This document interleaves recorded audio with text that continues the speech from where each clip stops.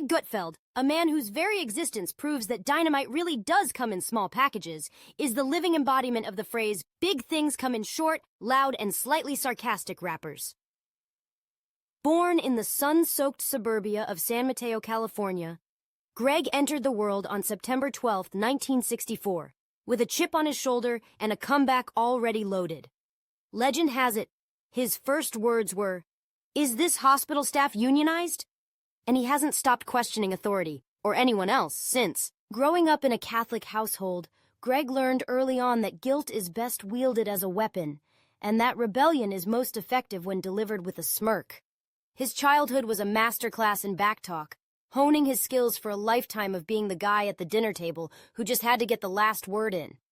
If you've ever wondered what happens when a kid spends too much time reading Mad Magazine and not enough time drinking milk, look no further than Greg. By the time he hit his teenage years, Greg had already developed two of his signature traits, an unshakable confidence and a vertical challenge. But what he lacked in stature, he more than made up for in volume. Some kids dream of being astronauts or athletes.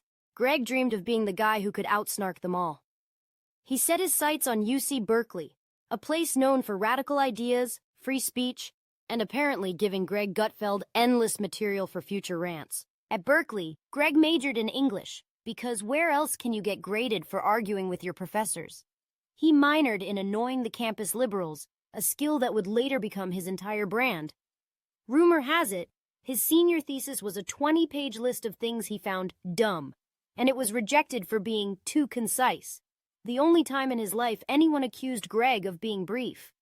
Still, he graduated, diploma in hand and sarcasm in heart, ready to take on the world, or at least the nearest newsroom. Greg's foray into journalism began at the American Spectator, where he started as an intern fetching coffee and ended up fetching controversy. He quickly gained a reputation as the guy who would say what everyone else was thinking, only louder and with more references to obscure punk bands. His early career was a series of editorial gigs, most notably at Men's Health, where he pushed for groundbreaking articles like How to Win an Argument While Holding a Scotch, and Short Kings, Why We're Closer to the Action. While his proposals didn't always make the cover, they definitely made the staff meetings more interesting. Despite his unconventional style, Greg's personal life took a decidedly romantic turn when he met Elena Musa, a Russian model and journalist, in 2004. They married soon after, proving once and for all that confidence really is the best cologne. Together, they live in New York City, where Greg spends his days pretending to care about the Yankees and his nights plotting new ways to roast politicians, celebrities, and anyone taller than him, which, let's face it, is most people. Greg's big break came in 2007, when Fox News handed him the keys to Red Eye, a late-night show that aired at the ungodly hour of 3 a.m. The show quickly became a cult favorite among insomniacs, college students, and anyone who thought that the only thing missing from cable news was more sarcasm. Greg thrived in the chaos, tossing out one-liners and hot takes with the reckless abandon of a man who knows he'll never have to apologize because, well, he's Greg Gutfeld. In 2011, he joined The Five, Fox's roundtable show where Greg carved out a niche as the resident contrarian. If there was a consensus, Greg was against it. If there was a heated debate, Greg was in the middle, fanning the flames with a well-timed zinger. He became the guy everyone loved to argue with and secretly wanted on their team, if only to keep him from roasting them next. But Greg wasn't content to stay in the supporting cast. In 2021, he launched Gutfeld, a late-night talk show that gave him the spotlight he'd always claimed was his birthright. The set, a surreal blend of cityscape and lunar landscape, is the perfect backdrop for a man who's always had his head in the clouds and his feet firmly planted on a step stool. The show's format, part comedy, part commentary, all Gutfeld, attracts millions of viewers who tune in for the snark, the smirk, and the occasional rant about how the world is going to hell in a handbasket. But at least it's doing so with a laugh track. Off camera, Greg is a best-selling author, penning books like The Joy of Hate and How to Be Right. Each one is a masterclass in the art of the takedown, delivered with the same wit and irreverence that made him a household name.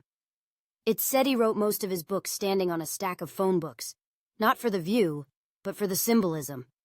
After all, why not literally stand on the things you've outgrown? Greg's politics are as hard to pin down as his sense of humility. He calls himself a libertarian, but really, his ideology is whatever gives him the most ammunition for a punchline. He's an equal opportunity offender, taking shots at the left, the right, and anyone who dares to take themselves too seriously. He loves cats, whiskey, and according to sources close to him, his wife's cooking, though he'd never admit it on air, lest he seem too sentimental. In the end, Greg Gutfeld is proof that you don't need to be tall to cast a long shadow. He's the short king of cable news, the master of the roast, and the guy who never met a sacred cow he couldn't turn into a burger. So, here's to Greg. The man, the myth, the mouth. He may not be able to see over the crowd, but he'll always make sure you hear him above it. And if you ever find yourself on the receiving end of one of his zingers, just remember, it's all in good fun. Unless you're taller than him, then it's personal.